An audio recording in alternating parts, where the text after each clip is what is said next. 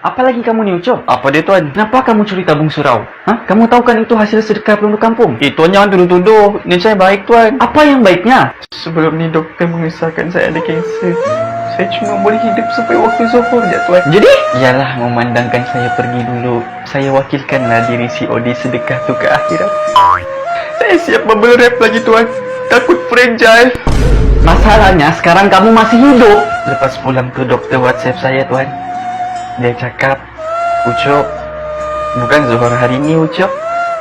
Zuhur tahun depan. Kamu tahu kan mencuri itu haram? Saya tahu mencuri itu haram, Tuan. Tapi sekurang-kurangnya sebelum mencuri itu saya buat kenduri doa selamat. Main gemuk. Tuan. Sekarang ni saya boleh maafkan kamu, tapi kamu kena ingat, jangan curi tabung surau lagi. Baik, Tuan. Saya janji saya akan curi tabung masjid lepas ni. Bagus. Hah?